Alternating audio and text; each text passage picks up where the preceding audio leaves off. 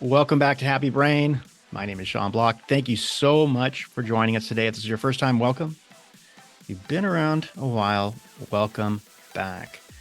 This is a show we take a look at the lighter side of mental health. Now, when I say lighter side, it doesn't mean that mental health is not a serious subject. It is. But sometimes you have to get a little lighter to get heavier. And today we're talking with Becca Ferguson. She's a licensed therapist, a real human. And we had a great discussion today about the differences between self-comfort and self-care. And a bonus, if you're a fan of any of the following: AGT, The Office, Brooklyn Nine-Nine, or any TV show of that nature, there's some references to that maybe. Now, you don't need to know any of those shows to listen to this. Becca is really just talks about some of her personal experiences, and she does get heavy and get light. So I do want to give a quick trigger warning. There is some reference to abuse. And if that is a topic that it is not something you want to listen to at this moment, don't listen to it at this moment. But it's not the main part of the show. It's just a part of the story. So enjoy this episode, and we will talk to you soon. Enjoy. So I listened to one of your podcasts, and it was, and you mentioned The Office, and obviously your therapy office is just very cool. Yes, The way thank you have you. that set up and that space and the little logo that's so famous for The Office. Yes, thank you so much. That And actually was my husband's idea to name it that, and then I came up with the logo. So technically I get all of the credit. So. yeah, and so last night I was prepping and stuff, and then I just went, okay, I was trying to remember my favorite episodes so I could be prepared and talk about them. Yeah. And the two episodes that always come to me is the one where Andy sings after he does the uh, Sweeney Todd. He does this play, Oh, yes. and it goes really bad, and he's in love with Aaron, and Aaron doesn't love him, and all this stuff, right? And yeah, and at the end he's all bummed and down, and they were like, everybody rallies around him and, hey, just sing us a song, man, sing us a song. Yeah. And I just remember that as just very emotional. Oh yeah. That's like a deep cut too. Like normally that's not one of the office episodes that people would say, "Hey, that's my favorite episode." So that's like a deep cut one. I appreciate that. I do. Well, actually, I was going to ask you this. I'll just ask you this anyway, and because it was funny. One of the things I wanted to talk to you about is you talk about self-care versus self-comfort. Hmm. And I'm really interested in that because, speaking of The Office, it is a show that like gives you great comfort. It gives me great comfort. Hmm. It takes a lot of time. Sometimes I'm on YouTube with watching clips and everything. Right.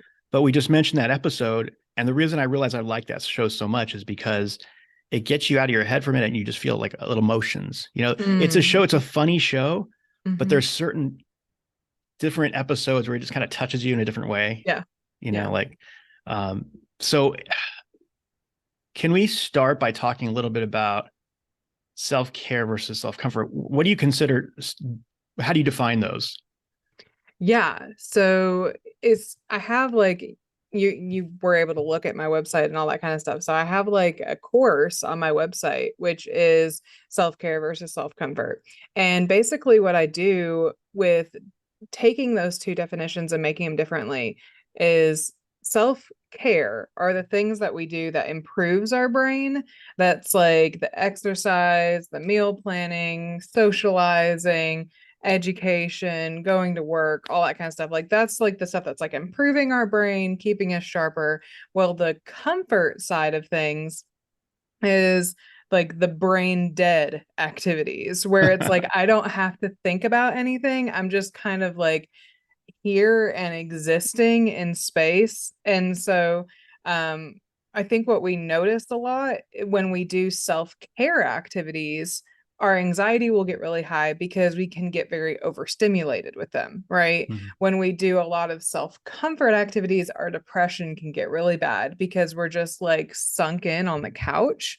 And so I tend to like talk about the difference between self-care and self-comfort because I'll have people that'll come to me and they'll be like, I'm so depressed, but I'm doing a lot of self-care because I'm like taking baths and I'm watching TV after work and I'm, eating the foods that I want to eat and blah, blah, blah. I'm like, no, that's not self-care. Like that is self-comfort. Mm. And although that's a really important part of our day-to-day stuff that we're supposed to be doing, like self-comfort is the like we need to be equal self-comfort as self-care.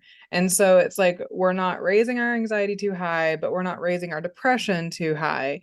We're like really equal balancing here. So for every episode of The Office that you watch, maybe we need to like do a little bit of an exercise or reading a book like a self-help book or doing one of my online courses or something crazy like that. So it's a big difference. And I think when I was going into my self-care journey, having someone tell me that really was a game changer for me. I So I really appreciate that. And I really relate to it because you mentioned sometimes the anxiety kicks up when you do self-care. And one of the things is you work so hard, you hear all these things, you try so hard to do all these things, self-care. yeah. You try to eat better, you try to exercise, you try to read, you try to meditate, and it's like overwhelming sometimes that you try so hard to do. And Mm-hmm. then, so it's like it definitely helps. Yes. Food really helps me. It all helps me. But what I sometimes I get stressed about having to do it, and then that kind of defeats the purpose sometimes, Yes. right? It's really difficult because my husband and I a couple months ago we started meal prepping. And because it was something that's like I've always struggled with my weight. I have an eating disorder. And so it's like sometimes I'll go from like not eating anything to eating everything. And it just really depends on like what scale of the eating disorder territory I'm on that month. And so we decided to start meal prepping. And there's like some days where it's like, I know we do this on Sundays, we prep for the week, we do this, we do that. But then it's like, man, some Sundays it'll be 3 o'clock in the afternoon. I'm like, oh my God, like I do not want to do this. I'm being lazy. I've already taken 2 naps today. And then it's like, as soon as I get up and I start doing it, like there was one Sunday where it was 5 o'clock in the afternoon. I had already meal prepped for the week and I had done all the laundry. We literally like I'm the type of person when it comes to laundry, like if I am not doing laundry naked, then laundry is not done. You know what I'm saying? Because it's like all the clothes have to be washed. That's how it is. Like laundry is not done until every article of clothing. And then I'm like, then I'll put the clean clothes Becca, on. this So, is a family show, yeah. Becca. I'm just Oh, kidding. yeah. I'm kidding. No, it isn't. Hey, I mean, we it's not. all we all have No, bodies. no, Bodies no, are no. different. I'm just giving you a hard time. No, not No, at you're all. good. You're No, good. I just like that. That's just so funny. That's because I Yes. know how that feels. Sorry, I Yes. cut you off there, but I thought it was pretty funny. No, no, you're fine. I'm like, I'm a really like raw human being. And so it's funny, but I just was that type of person where I was like, man, that one Sunday where it was 5 o'clock, I'm like, I literally don't have a single thing to do. And then I'm sitting there on the couch, like watching my TV show and just kind of relaxing. And then I was like, oh, I should do some work. Like I could really get ahead with some like doing some different notes or doing making a course or editing a workbook. And my husband was like, why don't you just not open up your computer? Why don't you Mm, just keep relaxing? Like you've done enough today. And so having that balance, mm. having that accountability, having that person that like really brings it together, like that's really important for you to have that Okay, balance. so I go for a run. I exercise after work or whatever. Yeah. Then I can kind of I'm entitled to sit there and watch and I saw in your bio trash TV. And Yes. and that's not the first time. Like I had a relationship once and very smart person always she was always, go go go and then she would watch Beverly Hills Housewives or something at night because she didn't want to think, right? Yes.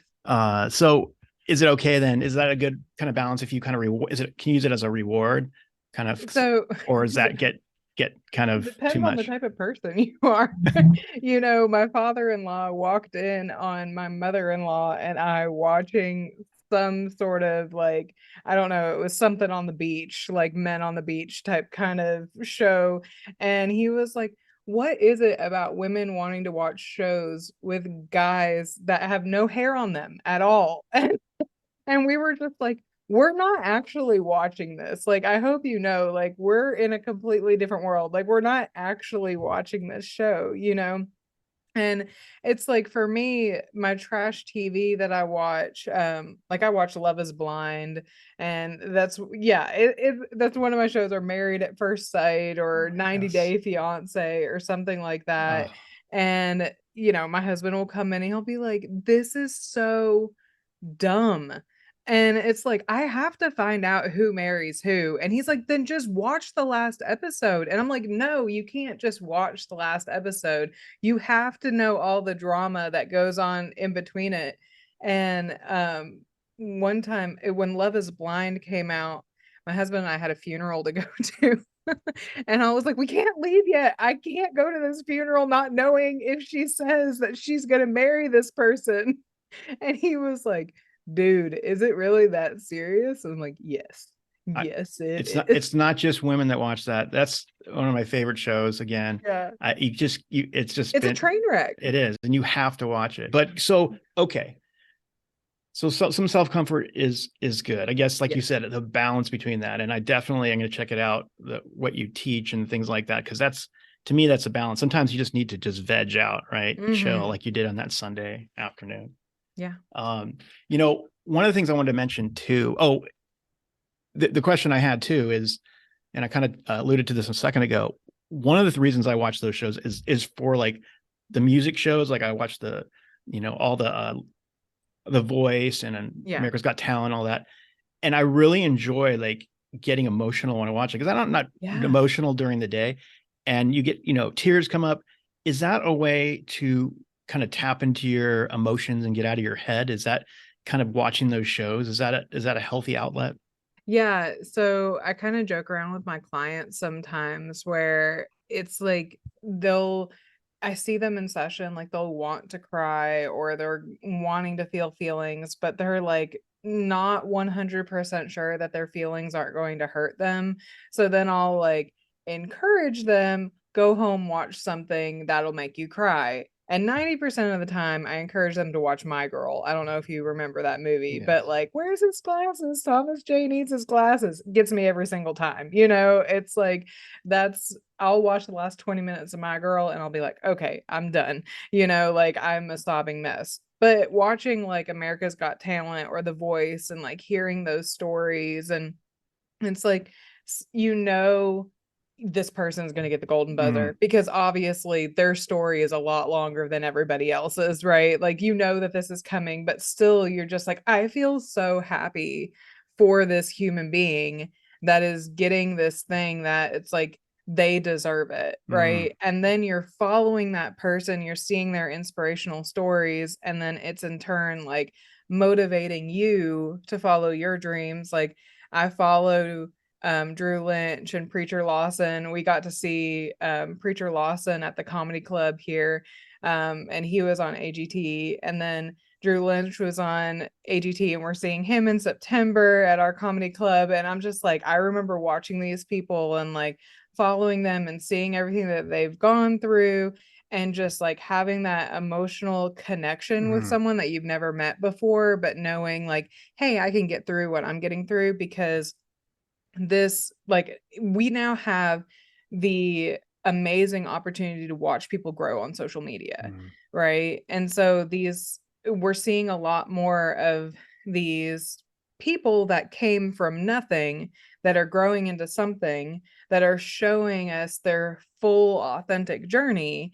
And you're just like, hey, I was there from the very beginning with this kid, and like I saw how far that they went. And it's like this motivating factor for you too. I mean, it's kind of just helps you grow as well. So you feel like you're connected to that So person. you're talking about we always talk about such the negative sides of TikTok and all the social Yeah. media and how you can go down a rabbit hole, but it's the other way too. You can actually use to lift you up. I wish there was a filter on Mm. YouTube and on TikTok that said, okay, positive emotions, negative emotions, because because I find and generally TikTok kind of brings up the things that you watch, so it kind of Right. help you in good or bad way. Right. Taking all those experiences, all that you went through, being that real human, going through depression, which I can relate to. I do this show and I still go through depression, anxiety, all those things, and hearing the lighter side is nice for sure. It gives you tips and tricks, and but thanks for reminding us that we still go through things, and Yes. it's okay. And as you go through these things, you're also sharing and helping other people. So Mm-hmm. it sounds like to me that's a real selling point, not selling point, but a strength that you have as a therapist is you're able to really relate. And I think I read somewhere you're a therapist who goes to therapy or something Yeah. like that. Is that right? Yeah, that's a big part of who I am. I do go to therapy. Actually, I have therapy today. And so I'm really excited about it. Like after I get off this call, I'm going to sit on the couch in my office and I'm going to do my mindful self-compassion workbook and work on that next chapter, kind of get in the space of getting prepared for therapy. And then I'm going to go to therapy and talk about what I've learned and how I'm processing it. Maybe I'm having difficulties working with understanding like how I work with a client or how that story affects me or what it's bringing up, because one thing that therapists don't really share is like how much their clients actually help them heal. And I think that it's a weird thing to say because we don't want our clients to feel responsible for our healing and they're not, right? But there's times where I'm giving advice to a client and I'm like, I really need to listen to what I just said. That was super good advice. And I'm the type of therapist that'll be like, damn, I need to listen to that like out loud. And the my client will be like, did that just hit for you? And I'm like, yeah, that did. And so I it, I do a lot of the stuff. When I say I'm a real life human being and I say I go to therapy, I'm not doing it because it makes me better for other people. I'm doing it because it makes me figure out who I am. Mm, And I had my identity lost for so long with all the abuse that I went through. And it just was like this. You can even tell in some of in that one particular TikTok where I talk about like, hey, this podcast came out. I'm trying to work in it. Like you can see me dissociate in that podcast where I'm like, I cannot believe that this is actually happening. And I'm like, I kind of want to throw up a little bit because I'm saying this sentence for the first time out loud. But having so many people that I grew up with that validated me, that were like, I had no idea that this was going on. And like, if I would have known, I would have done something. And it's like, we were all kids. We had no idea what was going on, mm, And it's like now I'm able to really show my clients, like, I'm not going to make you do the hard things when I'm not doing the hard things. mm. I hear you. I mean, who wants to have someone that's not practicing what they're preaching, you know? I really appreciate it, and I can relate in the sense of, I listen back to a lot of these episodes myself, you know, Yeah. because I'm getting the advice. That's one of the reasons I do the show. I get to learn from people like you so much. Now, you mentioned, and I've taken a look at your site, and you have a lot of online courses too. It sounds like that's a service that you're really offering. Is it to reach more people? And what's the website for people to go to? Yeah, so they can check out my website. It's beccafergusonlpc.com, or you can check me out on all the social medias at Becca Ferguson LPC, except for the Twitter. I really don't use the Twitter that much. And so yeah, you can go to my website. It's beccafergusonlpc.com. I have 4 mini online courses. It's self-care versus self-comfort, the wise mind, which is dialectical behavioral therapy, or what you often hear as DBT. I have something on SMART goals, which is often used a lot with eating disorders and weight loss. And then I have another one, which is the window of tolerance, which is trauma. And Mm, that's fight, flight, freeze, mm, understanding the different things outside of your window of tolerance, that fight, flight, freeze behavior. And those mini courses are all $27. But when I work with podcasts and I get out there, I always give 10% off. So if you use the code Happy Brain, whenever you go on there, then you'll get 10% off all my mini courses.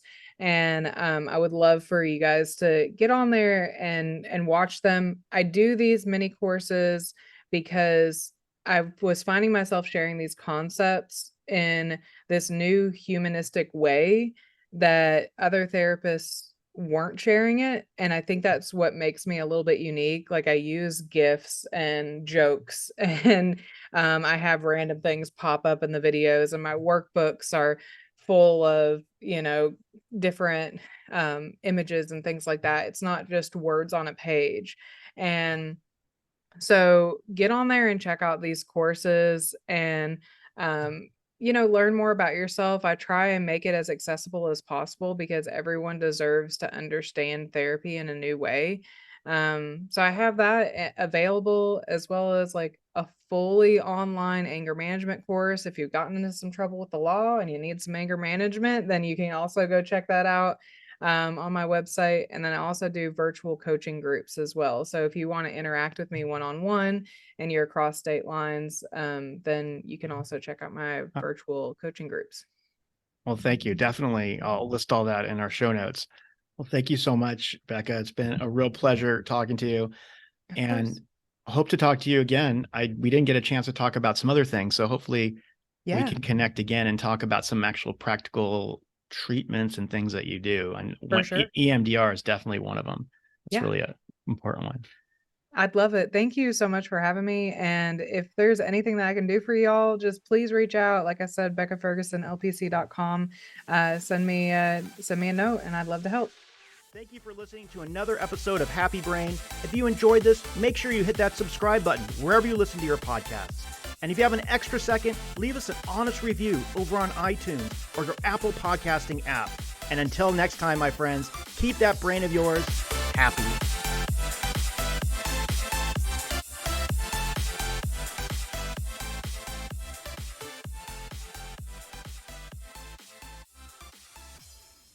So the last thing I want to ask you, I think it's pandemic time, and I think you were getting married. You talked about your husband. I think you were about to get married.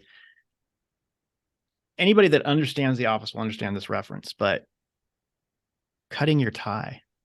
Yeah. Actually, did you actually do that? Did your husband actually cut his tie during the wedding? Oh yeah. Oh yeah, 100%. He definitely did. So, it's really funny because my husband and I do not resemble Jim and Pam really at all. We're more like Bob Vance and Phyllis, I really think. But, yes, I did. We bought him a cheap black tie, and I put scissors inside of his getting ready box, and the photographer did cut his tie. I actually, if it wasn't for copyright, I would release it. But for our own personal thing, I made a theme song with clips from our wedding stuff to The Office music. And so it's like I would share that with everybody, but copyright. Yes. And all that kind of fun stuff. I'm not paying $1 million to The Office Enterprises for me to use their music. But so The Office is actually the only thing that we agree on in life. And so it's one of the things that we can both be having a bad day and really just look at each other and be like, hey, you want to watch The Office? It's like, yep, sure. And so it's definitely a fun time for sure.